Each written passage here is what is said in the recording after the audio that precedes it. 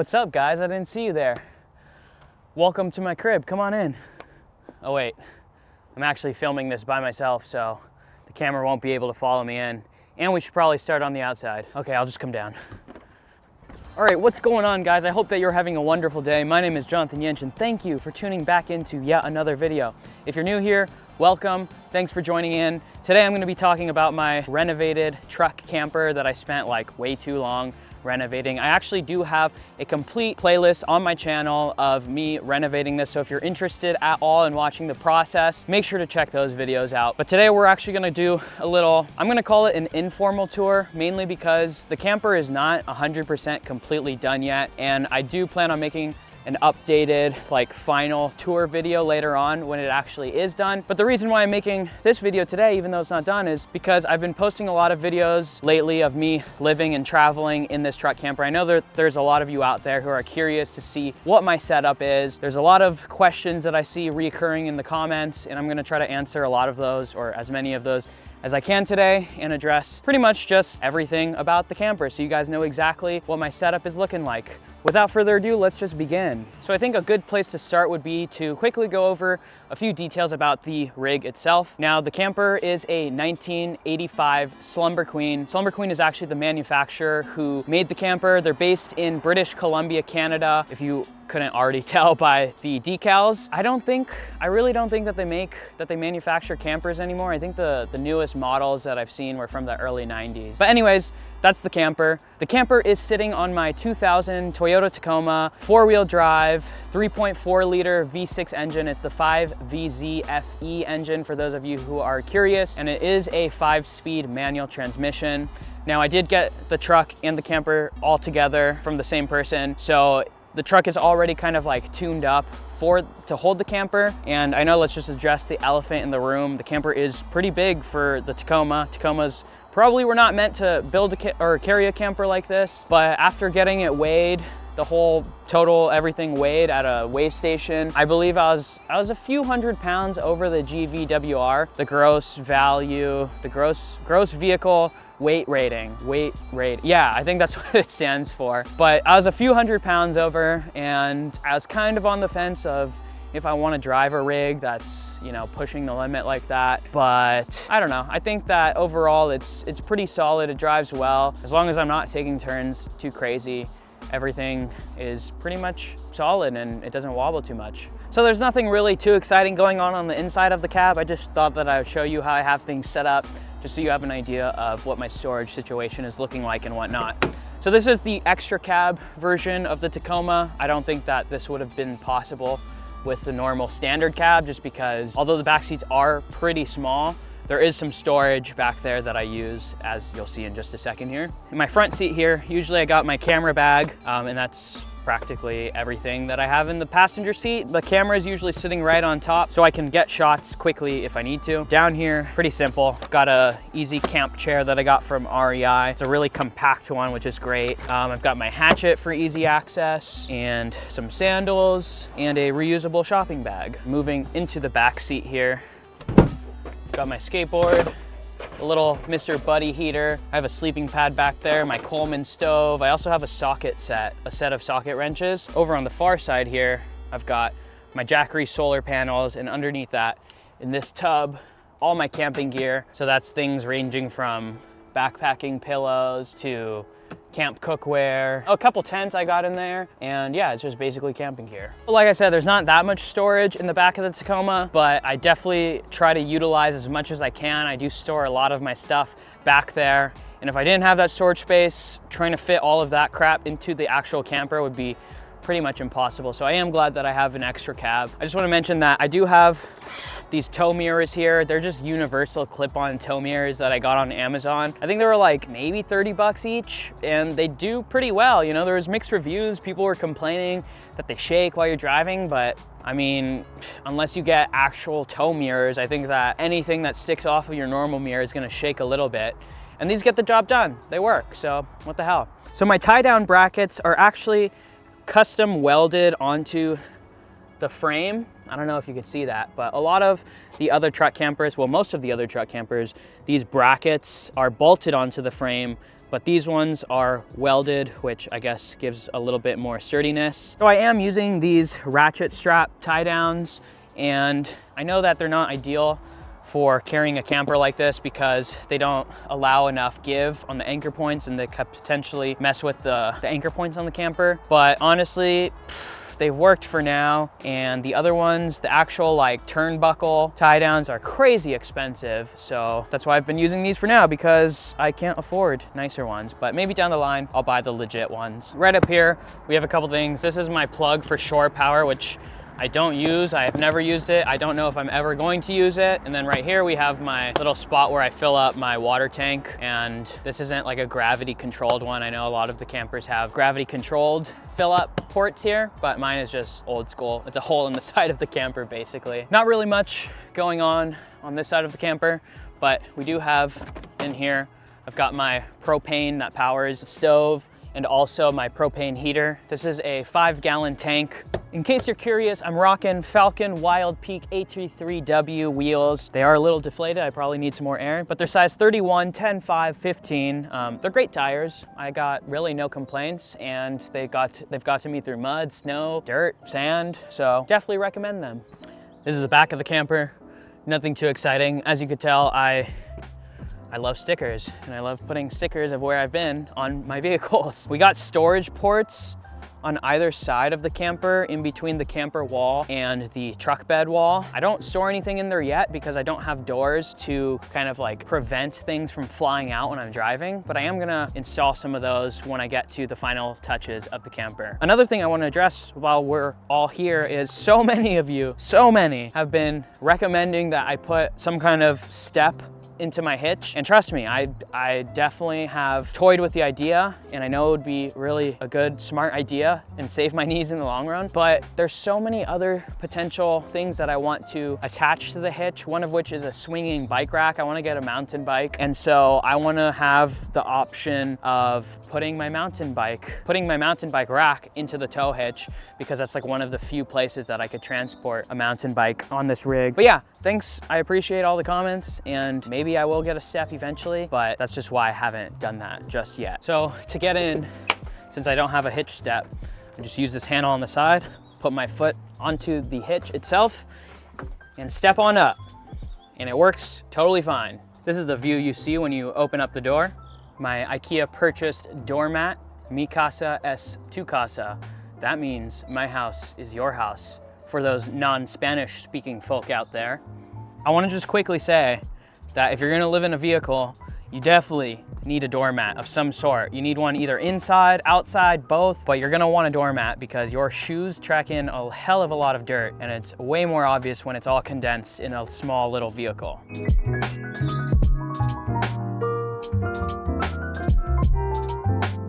Alrighty guys, and welcome to the inside of the Slumber Queen. Yeah, this is pretty much everything. It's actually surprisingly spacious in here. From the outside, you don't really expect to open up the door and have this much space. It's actually quite amazing. So let's get started talking about some of this cool stuff we got in here. Over here, we have my couch. And this was the only kind of modification that the old owners had done to it. They put these seat covers on the cushions, which is pretty cool because the old ones are all old and ugly and vintage looking.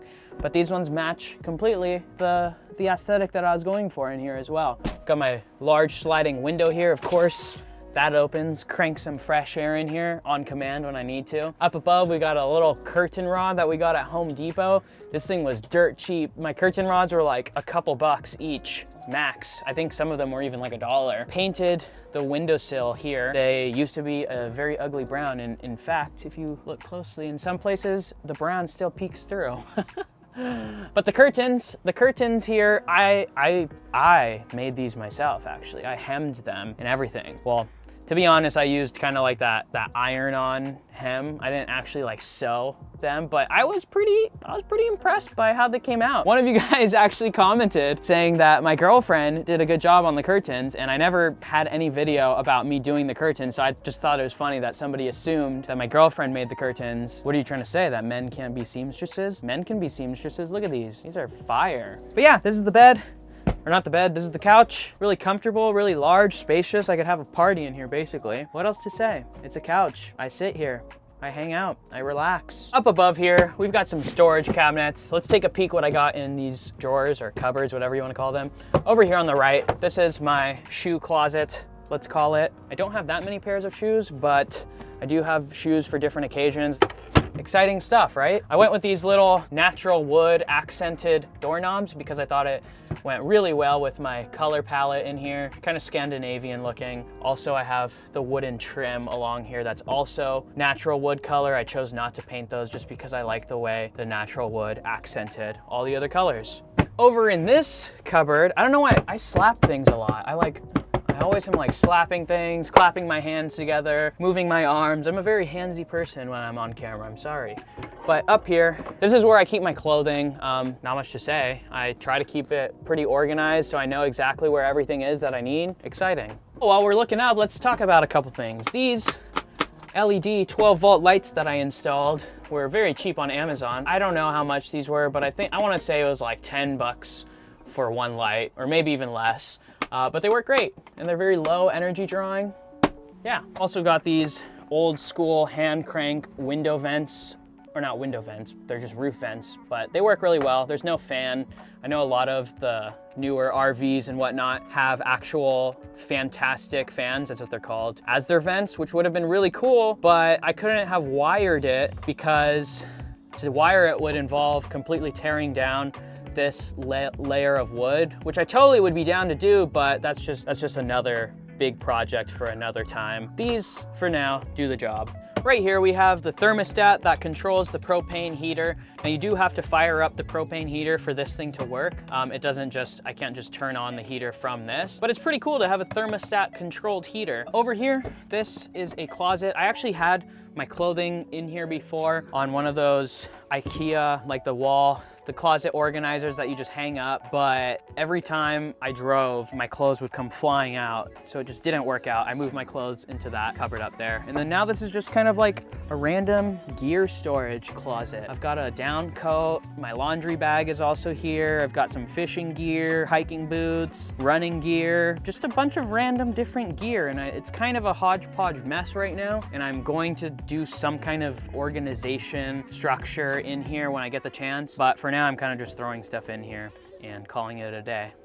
Down below here, we've got a couple things. This is my Jackery Explorer 1000. I use this to charge up my camera batteries, charge up my laptop. This thing's a beast. It's really, really awesome. And I have the solar panels that you saw earlier that work great with it. I could be completely off the grid and this thing will work. And then over here, underneath that stylish Mexicano blanket, and underneath, oh shit! Underneath that we have my water tank. This is an 11-gallon water tank. Not the greatest capacity, but this is actually what came with the camper. And I decided that I would just continue to use it because I don't think I need that much more water than that. Let's talk about the floor real quick. This is a luxury vinyl plank floor. It's the snap and lock kind, so it's actually considered a free floating floor. Super easy to install.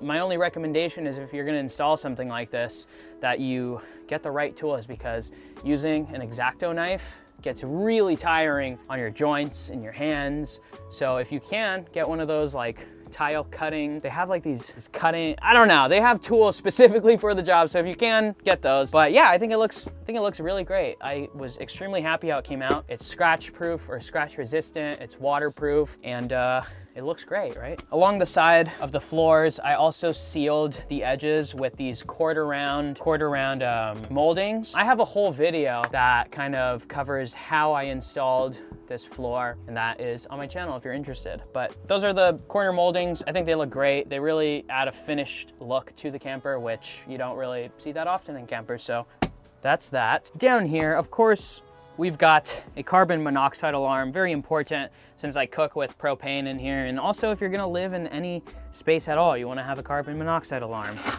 I just have that Velcroed up in case I ever wanna take it down for whatever reason. So this right here is the most incomplete section of the camper, of course. There used to be a big stand-up fridge here. That's why there's such a large gap now because I took that fridge out because it was old and it didn't work. There was also insulation in here. There's insulation back there, and this does let in a lot of air, and it's basically like having a window open at all times. But one of the things that I'm gonna do is put insulation on this side, insulation on this side, insulation on the back, and then I'm gonna build walls on either side. And then this, which is my cooler, is gonna sit in this kind of like little cubby that I'm gonna make. I'm gonna put sliding drawer mounts, mount this in there, so the whole fridge will be able to slide out of there and then tuck back in. And there's also a locking mechanism on the drawer slides, so when I'm moving, then I lock the mechanism and then the cooler will stay in place. And for the cooler itself, or the fridge, whatever you want to call it, I think it's kind of like a cooler, but it's also like a fridge because it plugs in. This is an Iceco, that's the brand, VL, I believe it's a 30 liter capacity version, which I know is pretty tiny, but since it's just me in here, honestly, I think that it fits plenty of food. I get one round of groceries and it lasts me over a week. This company sent it to me for free, so shout out to them, Iceco. And it's a very rugged cooler. It works really well. I don't really have much to compare it to. Keeps my food cold. It's a 12 volt fridge. It also, if you want, you could plug it into 110 volt as well. I have it plugged into my 12 volt system, and it comes with this cool little case, insulating case that keeps everything cold. Like I said, it works. It gets the job done. Oh, another cool thing is, compared to like the Doormat, this is literally at least half the price. And I don't know what makes Doormatics so expensive, because this thing has not let me down so far, but I guess we'll see what happens. In this drawer down here, we have my cutlery. If you recall, in one of my recent videos, I only had one fork. So you guys will be proud to see that I have an entire set of cutlery now. Okay, and down below we have, this is kind of exciting for some people and not so exciting for others. First of all, yes, this is what you guys might expect that is. Emergencies happen, you know, because I don't have a bathroom in here, which is one of the drawbacks. But anyways, down below, I've got my 12 volt water pump here. This is a Baylite 12 volt water pump, and it has a pretty low flow rate. I think it's 1.2 gallons per minute, which is much slower and lower than a lot of the other ones. Good pump, it gets the job done. Behind there, this is actually what the previous owner used as their main kind of power source thing, and it's like this weird controller converter that's actually mainly used if you're going to use the shore power. It converts the 110 energy that you would get from your shore power into 12 volt energy, because everything in the camper runs on 12 volt energy. So I guess the old owners were using shore power a lot because that's the system that they had. Like I mentioned earlier, I don't use shore power at all. I don't know if I ever will. So what I did was I went ahead and I installed this 12 volt fuse block here. Yep, that's pretty much what that looks like, and that's how my electrical is set up. I know there's a lot more I could say about the setup, and if you're interested, maybe I can make another video just specifically about my electric setup. Everything is hooked up to a second battery, so I'm running a dual battery system in the camper. I don't have solar or anything like that. It actually gets charged from my truck's alternator. I have a battery isolator, so it prevents, you know, the other battery being affected by my house battery. Up above the kitchen, we've got two more cupboards. In this cupboard here, dry pantry, so I have things like rice, canned foods, spices, basically just dry pantry goods. And then over on this side, we've got my cooking ware. So I've got a pan, cast iron skillet, got my pot, plates, bowls, mugs, cutting board.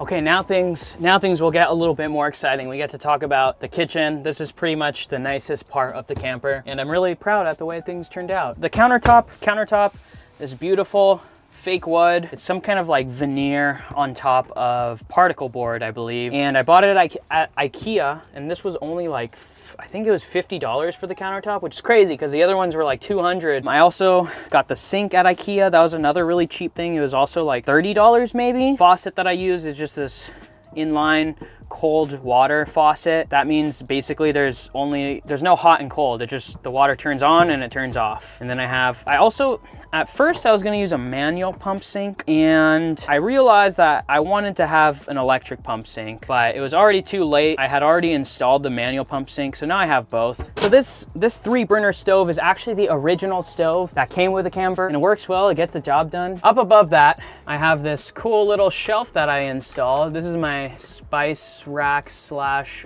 cooking oils, and it's just kind of like a spot that I keep my regularly used kitchen stuff. All right, and down below here under the kitchen, we've got normal kitchen sink cabinet stuff. We have a bunch of cleaning supplies, little dustpan. This is actually very helpful in here. I have an extra water tank that is connected to the manual pump sink. My drain tap actually just drains outside of the camper. I don't have a gray water tank, and I know that might be frowned upon by some of you, but honestly, do you see any space for a gray water tank down here? No. This is the switch for my water pump.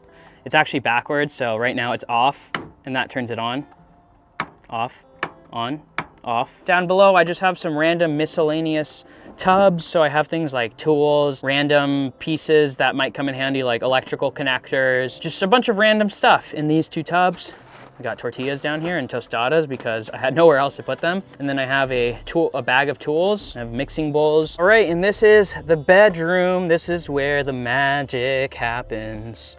Just kidding. So there's not much to see in here. This is actually the part of the camper that I left exactly how it was for the most part. I wanted to keep the retro aesthetic back here, and I think it's a nice contrast and juxtaposition with the more modern, updated looking rest of the camper. The only thing I did change, I swapped out the curtains. I put the same cheapo Home Depot curtain rods on all the windows. Both sides have windows like this. I got some hooks up here that usually hang up my coat or hat or whatever. Got some more hooks over there for more hats. This is kind of exciting. Well, exciting, I don't know if that's what you call it, but on this side of the bed, since I just travel by myself and I don't need this entire space, I kind of use this as another gear storage closet area. I have my snowboard down here, some snowboarding boots, winter clothing, and a cool adventure hat. Look at that. That's just a little hidden storage spot. Oh, I also have a fishing rod over there. Also got another hand crank vent here. But the cool thing about this one is, if you guys have seen my other videos, you know about this, but if not, this opens up and it's a port to the outside, which a lot of the time I like to enjoy the view from up here. And yeah, that's pretty much everything, guys. If there's something that I didn't address or that I didn't address in enough detail, make sure to check that camper renovation series that's on my channel, because I showcase pretty much everything that I do to the camper to get it to where it is now. The truck camper living so far, although it hasn't been that long, it's been great. I love the freedom of being able to just do whatever I want to do that day. It's a very simple life. My life consists of like cooking good food, drinking good coffee, seeing beautiful views, and it's very relaxing. There's some trade-offs. I don't have a bathroom in here. That's one of the major things. I think I'm gonna end the video here. Thank you guys, like always, for watching. I appreciate all of you. I appreciate all of your support. You guys go out there and go on some adventures of your own. Live life. Beat the status quo. Y'all know the drill. Enjoy the rest of your day, and I will see you in the next video. See ya.